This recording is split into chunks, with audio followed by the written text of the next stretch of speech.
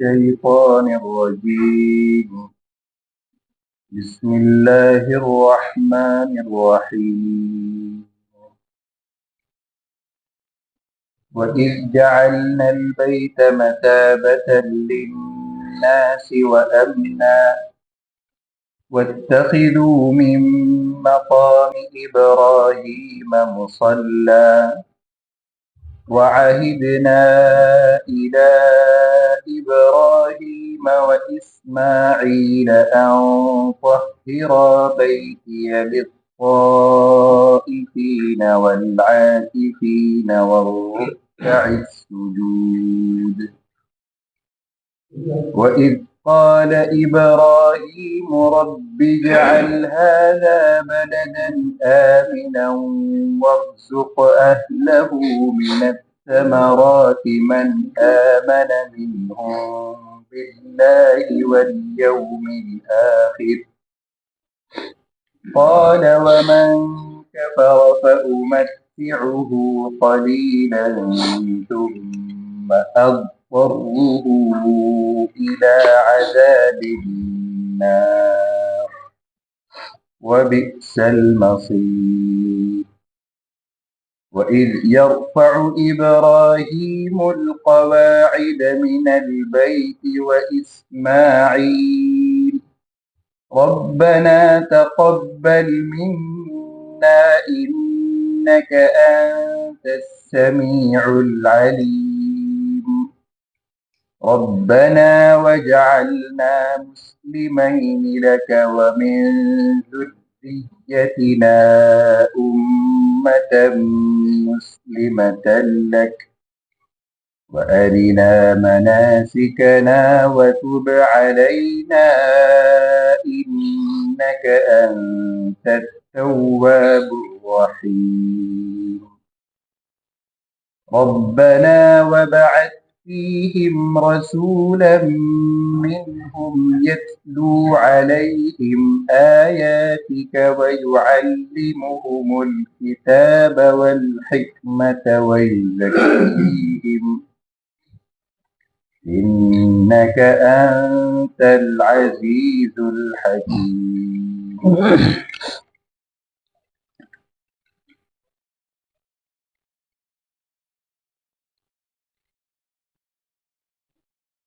بسم الله الرحمن الرحيم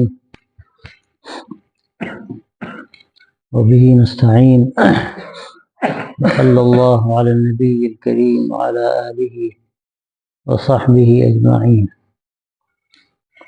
أعوذ بالله من الشيطان الرجيم. وإذ جعلنا البيت مثابة للناس وأمنا واتخذوا من مقام إبراهيم مصلى وعهدنا إلى إبراهيم وإسماعيل أن طهرا بيتي للطائفين والعاكفين وركع السجود.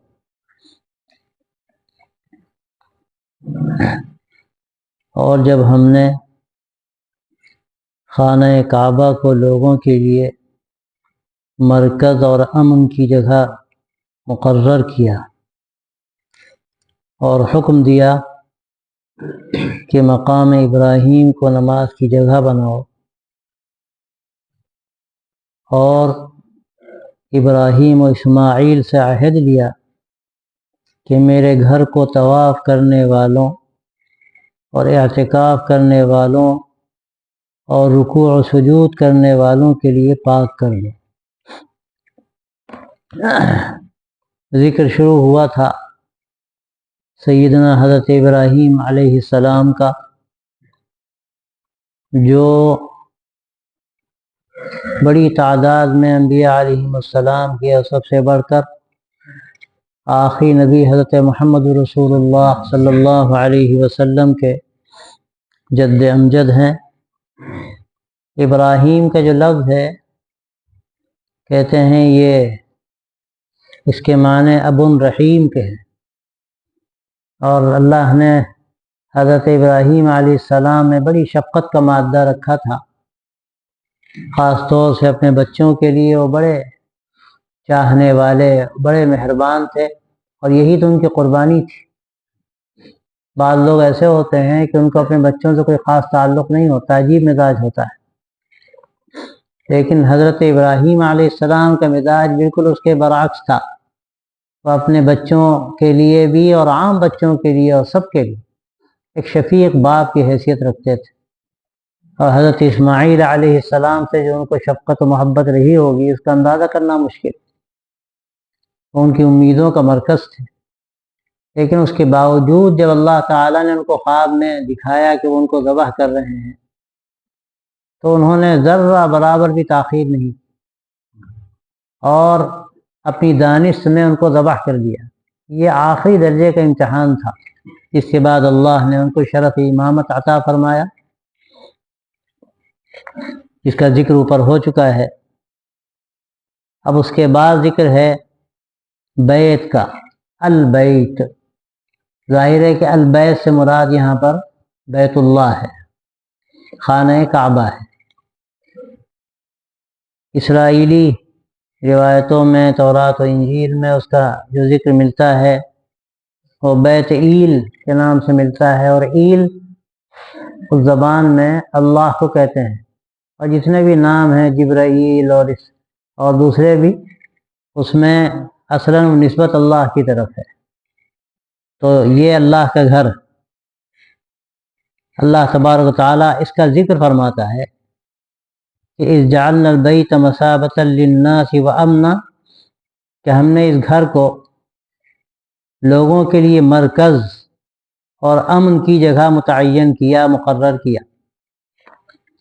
اللہ تبارک و تعالیٰ نے حضرت ابراہیم علیہ السلام کو توفیق دی تھی کہ انہوں نے اللہ کا گھر تعمیر کیا تھا، جس کا ذکر ابھی آگے آنے والا ہے اور کی تفصیل بھی وہیں پر آ جائے گی انشاءاللہ۔ اور انہوں نے وہاں دعا بھی کی تھی کہ اللہ تبارک و تعالیٰ اس کو امن کی جگہ بنا۔ اللہ تعالیٰ نے ان کی دعائیں قبول فرمائیں، تو اس قبولیت کا ذکر اللہ یہاں پہلے کر رہا ہے۔ وَإِذْ جَعَلْنَا الْبَيْتَ مَثَابَةً لِلنَّاسِ وَأَمْنًا، کہ ہم نے اس جگہ کو، اس گھر کو، بیت اللہ کو لوگوں کے لیے مرکز بنایا۔ مثابہ کہتے ہیں جہاں لوگ بار بار آئیں اور ہر طرح کے لوگ آئیں، لوٹنے کی جگہ، لوٹنے کی جگہ۔ اور ظاہر اللہ نے اس میں ایسی کشش رکھ دی ہے اور ایسی محبوبیت رکھ دی ہے کہ ایک آدمی ایک مرتبہ جاتا ہے تو 10 مرتبہ جاتا ہے، اس کا دل وہاں سے ایسا چپک جاتا ہے، لگ جاتا ہے کہ یہاں رہ کر بھی وہ تصور وہاں کے لیتا ہے اور مزے لیتا ہے اور سوچتا ہے کہ بار بار حاضری نصیب ہو، اور اس کے لیے وہ سارے جتن کرتا ہے۔ آپ نے لوگوں سے سنا ہوگا، اللہ پہنچا دے، جس طرح پہنچا دے۔ ابھی کل پرسوں کوئی کہہ رہا تھا کہ کوئی صورت بن جائے، پیدل ہی پہنچ جائیں، کچھ نہ ہو تو یہی صحیح، لیکن اللہ پہنچا دے۔ اللہ نے اس میں ایسی کشش رکھ دی ہے، حیرت ہوتی۔ اور جو بھی گیا ہوگا اس نے دیکھا ہوگا کہ ایک گھر ہے اور بالکل سیاہ پوش، سیاہ پردہ پڑا ہوا ہے، اس میں کوئی اور زیب و زینت کی چیز الگ سے نہیں ہے، کوئی 100-200 منزلہ عمارت نہیں ہے، ایک کمرہ ہے۔ لیکن آدمی جب بیٹھتا ہے تو واقعتاً یہ لگتا ہے کہ نہ جانے کیا اس میں بلا کی کشش، یہ چاہتا ہے کہ کیا کریں اس کا، اس کو پکڑ کے چمٹ جائیں، اس کو اپنے دل میں اتار لیں۔ ایک عجیب کیفیت اللہ نے اس میں رکھی، مثابۃ للناس ہے، یہ لوگوں کے لیے گویا کہ ایک طرح کا ان کے دل کا سکون ہے، بار بار آنے کی جگہ، لوٹ لوٹ کر آنے کی جگہ۔ اور ہر طرح کے لوگ دنیا کے چلے آ رہے ہیں، کوئی کالا، کوئی گورا، کوئی سمجھدار، کوئی بیوقوف، کوئی عالم، کوئی جاہل، کوئی اللہ تبارک و تعالیٰ نے فرق نہیں رکھا، اور ہر ایک کے لیے اللہ نے اس میں کشش رکھی۔ تو اللہ نے دعا حضرت ابراہیم علیہ السلام کی قبول فرمائی اور فرمایا کہ ہم نے اس گھر کو لوگوں کے لیے مرکز بنایا اور امن کی جگہ بنایا۔ اللہ نے ایسا اس کو امن کی جگہ بنایا جو دعا حضرت ابراہیم علیہ السلام نے کی تھی، اور ظاہر ہے دعا انہوں نے جو کی تھی سوچ کر کی تھی۔ جب وہ اپنی بیوی اور بچے کو لے کر وہاں گئے ہیں تو اس وقت کیا حال تھا؟ بالکل ایک گویا کہ بے آب و گیا علاقہ، جنگل، جنگل بھی وہ جنگل نہیں کہ یہاں درخت ہوں، صحرا، یہاں نہ کھانے کو نہ پینے کو۔ پھر دوسری بات یہ کہ اس دور میں جو معاش کے ذرائع تھے کوئی بہت زیادہ نہیں تھے، یا شکار لوگ کرتے تھے یا جنگلوں میں جا کر پھل بل توڑ کے کھا لیا کرتے تھے، کھیتی باڑی کچھ کر لیا کرتے تھے، اور ایک آخری شکل یہ تھی کہ لوٹ مار کرتے تھے۔ خانہ بدوش جو قبائل ہوتے تھے ان کا تو کام ہی یہی تھا، وہ اپنا چکر کاٹتے رہتے تھے، جہاں ان کو کچھ چارہ ملا اور کچھ پانی کہیں مل گیا بس وہیں ٹھہر جاتے تھے، وہاں قافلوں کو بھی لوٹتے تھے اور اپنا کام چلاتے تھے۔ تو یہ جگہ ایسی تھی کہ یہاں سے لوگ گزرتے تھے، قافلے بھی گزرتے تھے، اور اس کا ڈر تھا کہ وہاں تو بڑی بدامنی ہوگی، یہاں تو کوئی نہ دیکھ بھال کرنے والا ہے نہ آبادی ہے، جو گزرے گا نہ جانے کیا کرے گا یہاں رہنے والوں کے ساتھ۔ تو جو دعا کی اللہ تبارک و تعالیٰ سے سیدنا حضرت ابراہیم علیہ السلام نے، اللہ نے ایسی قبول فرمائی جو امن کا مرکز بنا دیا اس کو۔ ومن دخلہ کان آمنا، یہ اعلان کر دیا کہ جو وہاں داخل ہوگا گویا کہ وہ مامون ہو جائے گا، اور حکم الہی جاری ہوا کہ حدود حرم میں کوئی جانور کا بھی شکار نہیں کر سکتا، انسان پر ہاتھ چلانا تو آگے کی بات۔ اور مزید اشہر حرم کو بھی اللہ نے ایسا محترم بنایا کہ ان دنوں میں بھی کسی پر ہاتھ اٹھانے کی اجازت نہیں۔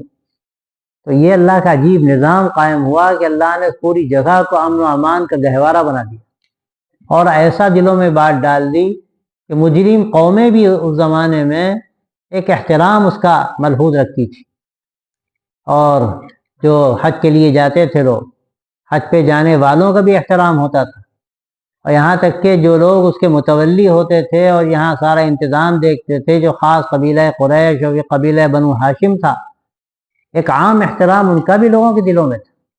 یہ لوگ جاتے تھے تجارت کے لیے، شام کے علاقوں میں جاتے تھے، کم از کم سال میں 2 مرتبہ جاتے تھے، گرمیوں میں جاتے تھے، جاڑوں میں جاتے تھے۔ اللہ نے ان کو محفوظ کر رکھا تھا۔ اللہ نے اس احسان کا ذکر کیا ہے قرآن مجید میں، سورہ لیلاف میں، لیلاف قریش ایلافہم رحلۃ الشتاء والصیف، 2 مرتبہ ان کا سفر ہوتا تھا۔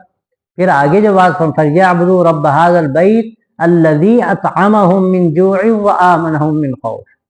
2 دعائیں جو اللہ نے قبول کی تھیں کہ اللہ رزق پہنچائے ان کو، بیچارے یہاں ان کو کیا ملے گا، اور یا اللہ یہ بیچارے یہاں پر جس حال میں ہیں ان کے امن و امان کا انتظام فرما۔ اللہ نے ایسا قبول کیا کہ دونوں چیزوں کو بھر بھر کے دیا، اور دے رہا اور دے گا قیامت تک۔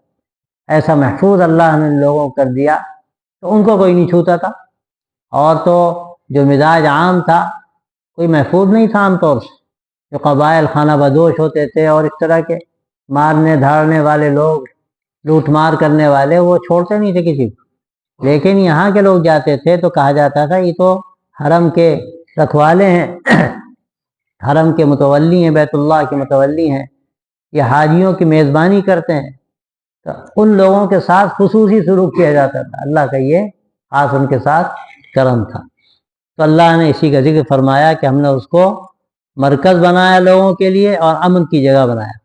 وَاتَّخِذُوا مِن مَقَامِ إِبْرَاهِيمَ مُصَلًّى، اب حکم دیا جا رہا ہے کہ دیکھو مقام ابراہیم کو نماز کی جگہ بناؤ۔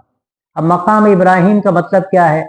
ایک تو سیدھا سادہ مطلب ہے مقام ابراہیم تو مراد مقام ابراہیم، یعنی وہ پتھر جس پر کھڑے ہو کر سیدنا حضرت ابراہیم علیہ السلام نے بیت اللہ تعمیر کیا تھا، اور آج بھی وہ پتھر محفوظ ہے، مقام ابراہیمی کہلاتا ہے۔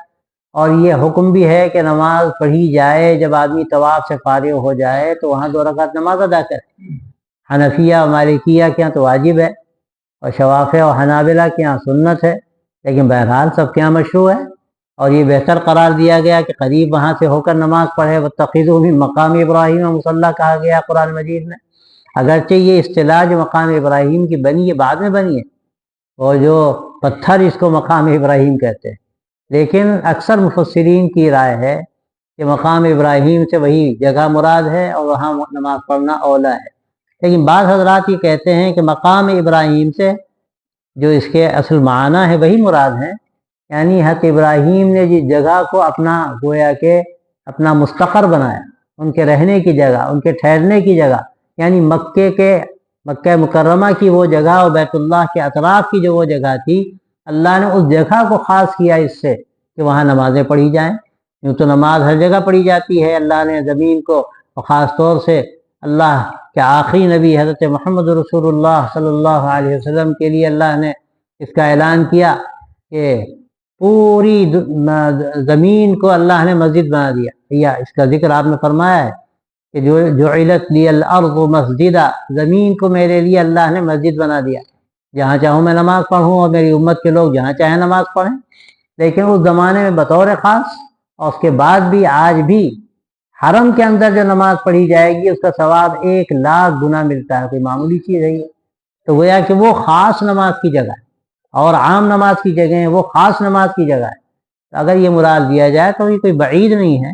باقی اپنی جگہ پر ہے کہ مقام ابراہیم پر نماز پڑھنا یہ بہتر ہے اور اس کی افضلیت کا ذکر ہمیں ملتا ہے.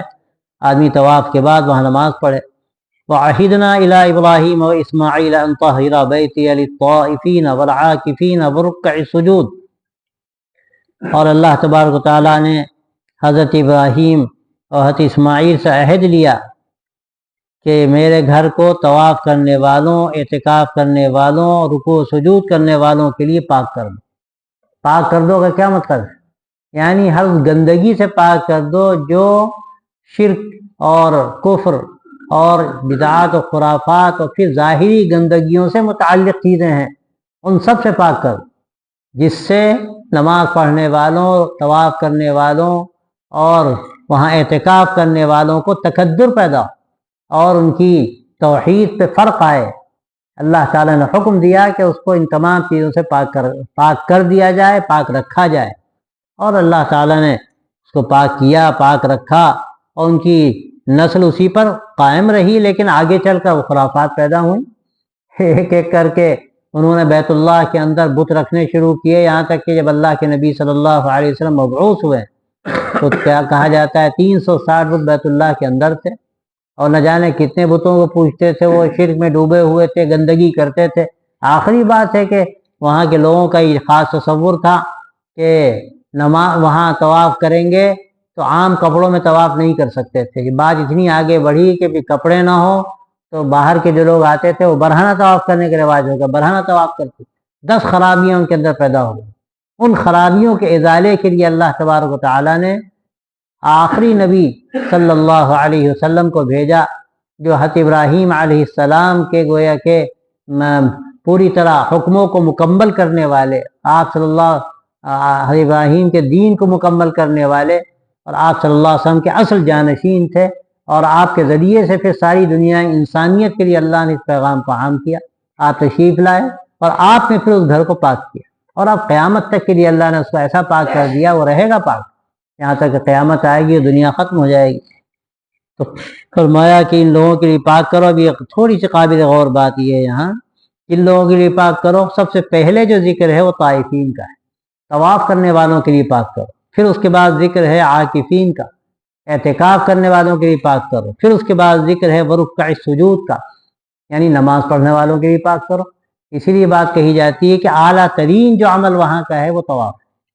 اور پھر یہاں تھوڑی سی بات نکتے کی یہ بھی ہے، آپ غور کیجئے کہ طائفین میں مد ہے، اور یہ مد سے اس کی مزید اہمیت ظاہر ہوتی ہے. طائفین یعنی وہ زیادہ حق ہے طواف کرنے والوں کا. اسی لیے بعض روایتوں میں آتا ہے کہ 80 رحمتیں جو اللہ کی اترتی ہیں، بعض روایتوں میں کچھ فرق بھی ہے، وہ طواف کرنے والوں کے لیے ہوتی ہیں. پھر نماز پڑھنے والوں کے لیے کچھ حصہ ہوتا ہے، پھر دیکھنے والوں کے لیے بھی اللہ نے کچھ حصہ رکھا ہے. لیکن طواف اصل وہاں کا عمل ہے، سب سے افضل ترین عمل ہے. تو فرمایا، اور یہ طواف کا عمل ایسا پرکشش عمل ہے کہ آدمی یہ طواف شروع کرتا ہے تو واقعتاً عجیب کیفیت ہوتی ہے. بیت اللہ کا طواف کرتے ہوئے بالکل ایک محبیت ہوتی ہے کہ آدمی اللہ کے گھر کے ارد گرد چکر لگا رہا ہے. اللہ نے اس کو ایک رمز بنایا اپنی عبادت کا، گویا کہ اللہ نے اس کو ایک محور بنایا، مرکز بنایا. جب اس کے ارد گرد آدمی چکر لگاتا ہے تو اس کے وہ سارے الطاف متوجہ ہوتے ہیں، اس کی نورانیت متوجہ ہوتی ہے اور ایک عجیب کیفیت ہوتی ہے. والعاکفین، اور اعتکاف کرنے والے. ظاہر ہے یہ عبادت بھی معمولی عبادت نہیں ہے اعتکاف کی، یعنی اللہ کے لیے اپنے آپ کو بالکل الگ کر کے، یکسو کر کے اللہ کی عبادت میں لگ جانا، یہ اعتکاف.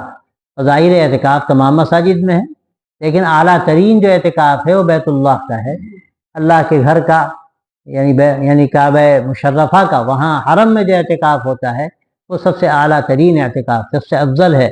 اور یہ جو 10 دن کا اعتکاف ہوتا ہے، مسنون ہے رمضان کا، اور اس کے علاوہ آدمی نفلی اعتکاف جب جب چاہے کر لے، 1 دن کے لیے کرے، 1 گھنٹے کے لیے کرے، جب بھی داخل ہو کرے۔ آدمی جب بیت اللہ میں داخل ہوتا ہے اعتکاف کی بھی نیت کر لے، طواف بھی ہو رہا ہے، اعتکاف بھی چل رہا ہے، یہ ساری ثواب کی چیزیں اس کو انشاءاللہ حاصل ہوں گی۔ اور یہ اعتکاف کا عمل ایسا ہے، بڑا یہ قرب الہی کا ذریعہ ہے۔ اس میں جتنا آدمی اللہ کی طرف دھیان کرتا ہے اور اپنے دل و دماغ کو پوری طرح اس کی طرف لگاتا ہے، ہر طرف سے یکسو ہو کر، اور یہی اصل ہے۔ اگر آدمی مسجد میں آ جائے، اس کا جسم آ گیا، اس کا دماغ ہی نہیں آیا، اس کا دل کہیں اور اٹکا ہوا ہے، تو کیا اعتکاف ہے؟ اعتکاف یہ ہے کہ آدمی مسجد میں داخل ہو، اپنے جسم کے ساتھ، اپنے دل کے ساتھ، اپنے دماغ کے ساتھ، ہر چیز سے یکسو ہو کر، اب یہاں بیٹھا ہے تو وہ ہے اور اس کا خدا ہے، باقی دنیا سے اس کو کوئی تعلق نہیں۔ اعتکاف میں بیٹھا ہے اور بیٹھا باتیں کر رہا ہے دنیا بھر کی، ایران قرآن کی، تو کیا اعتکاف ہے یہ؟ اعتکاف تو یہ ہے کہ اللہ کی طرف آدمی ایسا لگ جائے کہ پھر غیر اللہ سے کوئی اس کا واسطہ نہ رہ جائے، غیر اللہ سے اس کا کوئی واسطہ نہ رہ جائے۔ واسطہ ہو تو اللہ کے لیے واسطہ ہو، بات ہو تو اللہ کی بات ہو، تو وہ تو خالص دین کی بات ہے اور وہ بھی عبادت ہے۔ لیکن اگر خدا نخواستہ آدمی عبادت سے ہٹ کر کچھ بھی کر رہا ہے، گفتگو کر رہا ہے، دنیا کی گفتگو کر رہا ہے، کاروبار کی بات کر رہا ہے، تو یہ سب باتیں اعتکاف کے مقصد کے منافی، اس کی روح کے منافی۔ تو اعتکاف ایک بڑی عبادت ہے، اعلیٰ ترین عبادت ہے، کہ جس میں بندہ اپنے آپ کو اپنے رب کی چوکھٹ پہ ڈال دیتا ہے، گویا کہ جیسے کوئی کہیں گھر پہ کسی بڑے کے یہاں جائے اور جا کے اس کی چوکھٹ پہ پڑ جائے کہ جب تک مجھے نہیں ملے میں یہاں سے چلوں گا نہیں، اور بس وہ گڑ گڑائے اور عاجزی کا اظہار کرے، تو دینے والا دے ہی دیتا ہے، اور اللہ تبارک رحیم و کریم ہے۔ اس کے گھر پہ آ کے آدمی پڑ جائے تو ظاہر ہے وہ کیسے محروم کرے گا، لیکن شرط یہ ہے کہ اس کے گھر پہ پڑ جائے، اور پڑ جانا یہی ہے کہ اس کا دل لگا ہو، اس کا دماغ وہیں لگا ہو، ہر طرح سے وہیں پر اپنے آپ کو محسوس کرے، کہیں اور محسوس نہ کرے، یہ اعتکاف۔ والرکع السجود، رکوع کرنے والے اور سجدے کرنے والے، یہ دونوں جمع کا لفظ ہے۔ راکع کی جمع رکع ہے اور ساجد کی جمع سجود ہے، یعنی رکوع کرنے والے اور سجدہ کرنے والے، مراد نماز پڑھنے والے۔ یہ 2 عمل تھے رکوع و سجود کے، جو تقریباً ہر نماز میں رہے ہیں، گزشتہ قوموں میں بھی جو نمازیں رہی ہیں ان میں بھی رکوع و سجود رہے ہیں۔ گرچہ بعض لوگوں نے بات کہی کہ رکوع پہلے گزشتہ امتوں میں نہیں تھا، لیکن بظاہر ہی لگتا ہے کہ ایسی بات درست نہیں ہے، رکوع و سجود ہمیشہ سے رہا ہے۔ نماز کی بنیاد یہی 2 چیزیں ہیں، پھر اس میں قیام اور جو اور تفصیلات ہیں وہ بعد میں اور واضح کی گئی ہیں، لیکن رکوع و سجود ہمیشہ رہا ہے۔ تو یہ دونوں علامت کے طور پر ان کا ذکر ہے کہ رکوع کرنے والے، سجدہ کرنے والے، اللہ کے لیے پیشانی زمین پر رکھنے والے، اللہ کے سامنے جھکنے والے، گویا کہ وہ خضوع کا ذکر کیا جا رہا ہے، یہ نمازوں میں پوری طرح اللہ کے سامنے جھک جاتے ہیں۔ تو یہ وہ لوگ ہیں جو حرم کا حق سمجھتے ہیں، بیت اللہ کا حق سمجھتے ہیں، جو کام ہے وہاں کے بیت اللہ کے، یہ 3-4 بنیادی کام ہیں، طواف کرنا، اعتکاف کرنا، نماز پڑھنا۔ تو حکم ہوا کہ ایسے لوگوں کے لیے گھر کو پاک رکھا جائے۔ حضرت ابراہیم علیہ السلام نے اس پر عمل کیا، اور پھر وہ آگے بھی نسلوں میں رہا، پھر بگاڑ ہوا اور آپ صلی اللہ علیہ وسلم نے اس کی پھر دوبارہ تجدید فرمائی۔ وَإِذْ قَالَ إِبْرَاهِيمُ رَبِّ اجْعَلْ هَذَا بَلَدًا آمِنًا وَارْزُقْ أَهْلَهُ مِنَ الثَّمَرَاتِ مَنْ آمَنَ مِنْهُمْ بِاللَّهِ وَالْيَوْمِ الْآخِرِ قَالَ وَمَنْ كَفَرَ فَأُمَتِّعُهُ قَلِيلًا ثُمَّ أَضْطَرُّهُ إِلَى عَذَابِ النَّارِ وَبِئْسَ الْمَصِيرُ۔ اور جب ابراہیم نے دعا کی کہ اے میرے رب اس شہر کو امن کا گہوارہ بنا دے، بلدن آمنا، اور یہاں والوں کو پھلوں کا رزق دے جو ان میں اللہ کو اور آخرت کے دن کو مانے۔ اس نے فرمایا اور جو نہ مانے گا تو میں اس کو بھی کچھ دنوں لطف اٹھانے کا موقع دوں گا، پھر اس کو گھسیٹ کر جہنم کے عذاب کی طرف لے جاؤں گا، اور وہ کیسا بدترین ٹھکانہ ہے۔ یہ ابراہیم علیہ السلام دعا کی رب اجعل ھذا بلدا آمنا، جس کی قبولیت کے ذکر اللہ تبارک و تعالیٰ پہلے کر چکا، وَجَعَلْنَا الْبَيْتَ مَثَابَةً لِلنَّاسِ وَأَمْنًا۔ یہی دعا ابراہیم علیہ السلام نے کی تھی، اے اللہ اس گھر کو امن کا گہوارہ بنا دے، اس جگہ کو امن کا گہوارہ بنا دے، اس شہر کو، رب اجعل ھذا بلدا آمنا۔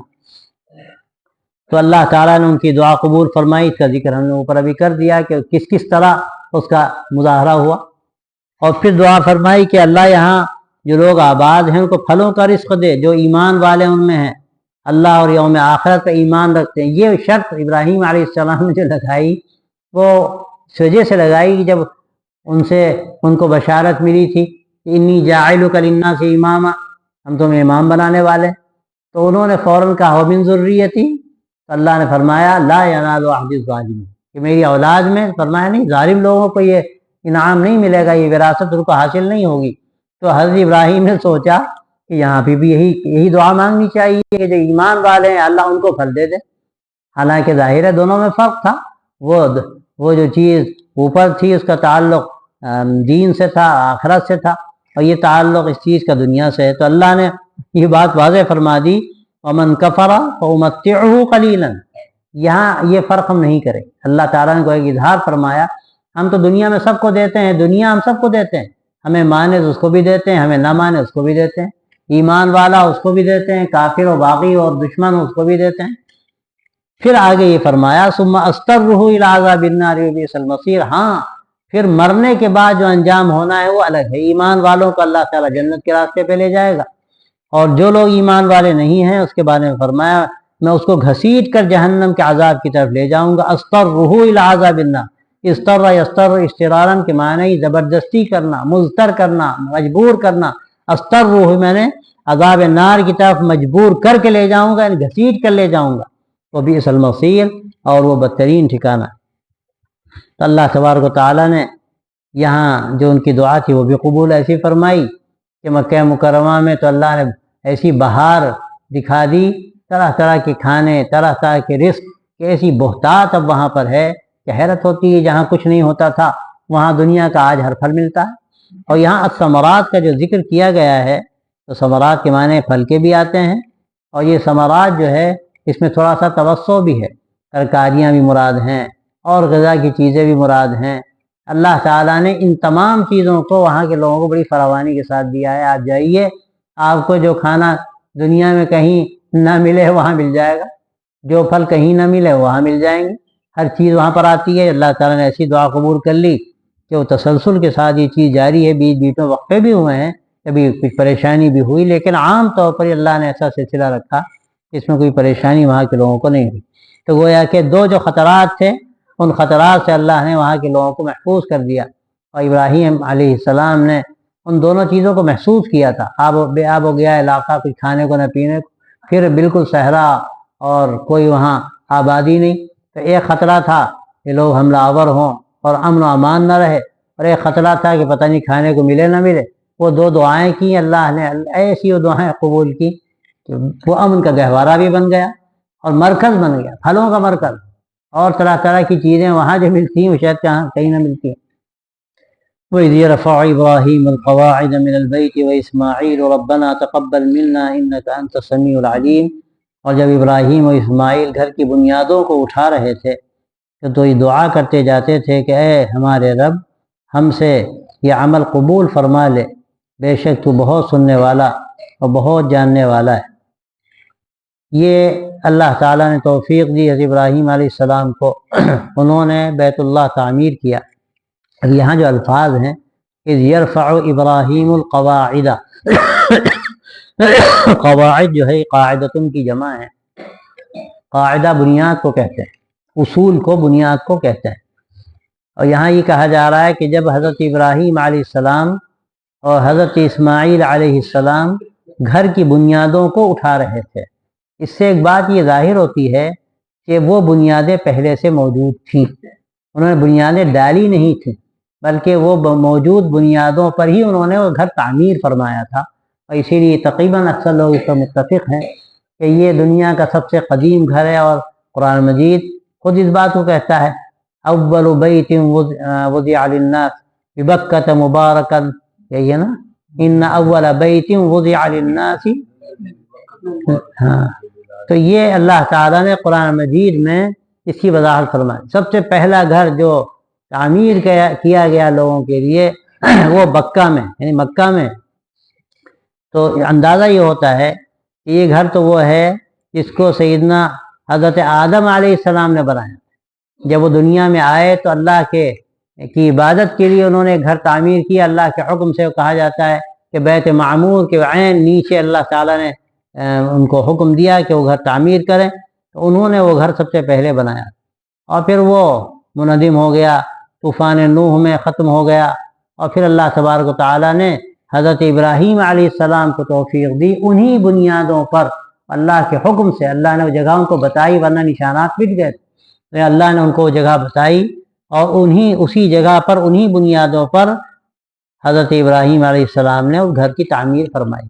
اب یہاں ذرا سا غور کی بات یہ بھی ہے کہ حضرت ابراہیم اور اسماعیل کے درمیان فصل ہو گیا۔ ایک ترتیب یہ ہو سکتی تھی وَإِذْ يَرْفَعُ إِبْرَاهِيمُ وَإِسْمَاعِيلُ الْقَوَاعِدَ مِنَ الْبَيْتِ کہا جاتا، لیکن حضرت ابراہیم کا ذکر ہے القواعد من البیت کی بعد میں اسماعیل کا ذکر ہے۔ اس سے واضح ہو رہا ہے کہ اصل تعمیر کرنے والے حضرت ابراہیم علیہ السلام تھے، حضرت اسماعیل ظاہر ان کے بیٹے تھے اور ان کے معاون تھے، وہ اٹھا کے دیتے تھے، اور اسماعیل حضرت ابراہیم علیہ السلام اس کی تعمیر کرتے تھے۔ بعض لوگوں نے اس کی تعبیر کی ہے اور بات سمجھ میں آتی ہے،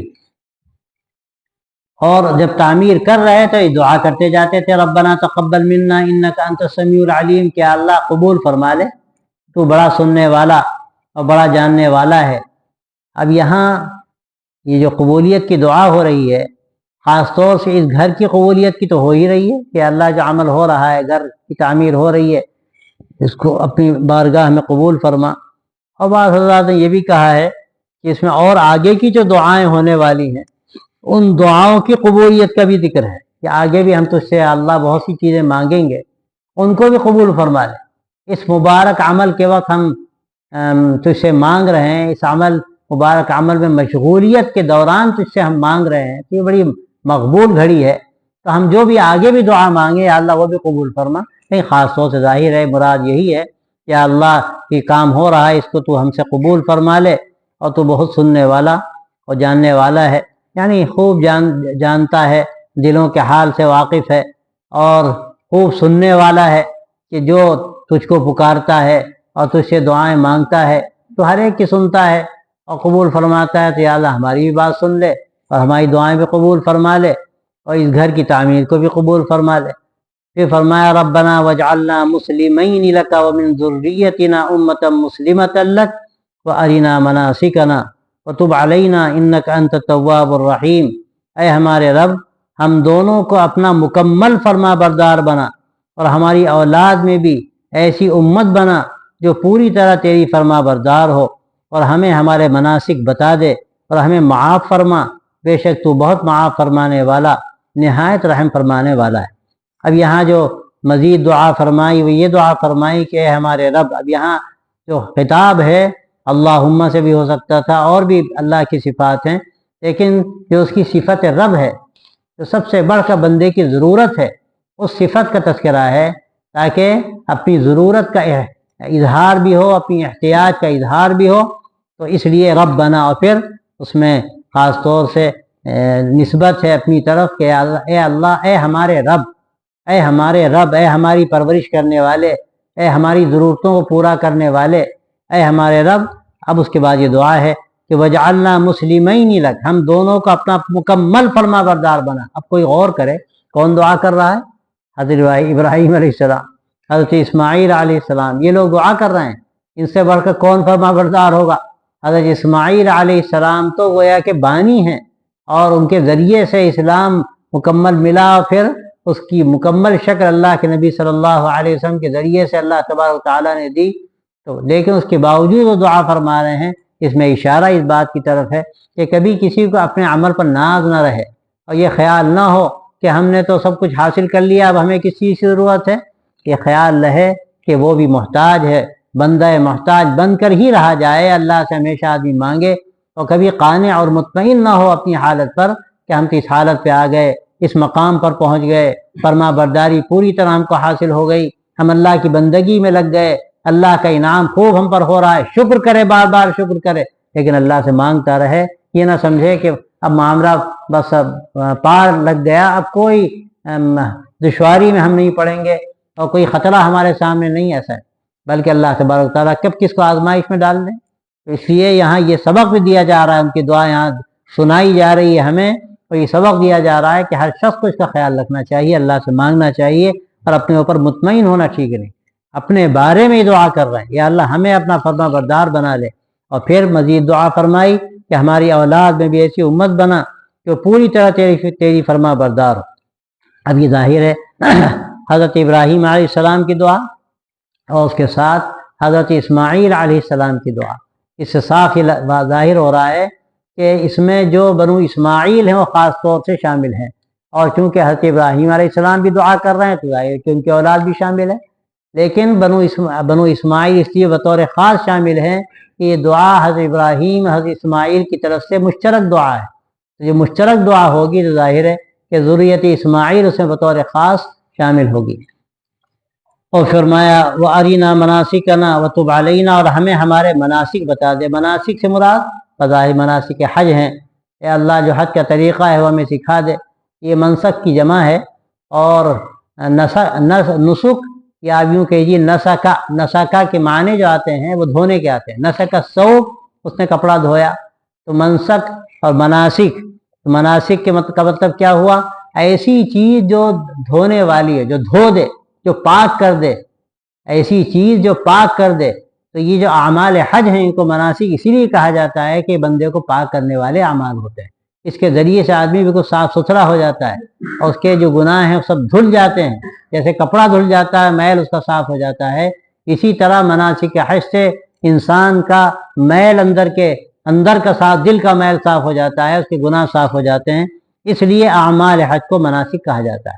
और ये इसमें कुर्बानी ख़ास तौर से मामूली नहीं होती। कुर्बानी एक तो जानवर की कुर्बानी होती ही है, तो उसके अलावा भी जो अमाल हैं हज के वो सब कुर्बानी के अमाल हैं। इसमें बहुत आदमी को मुजाहदे भी करने पड़ते हैं।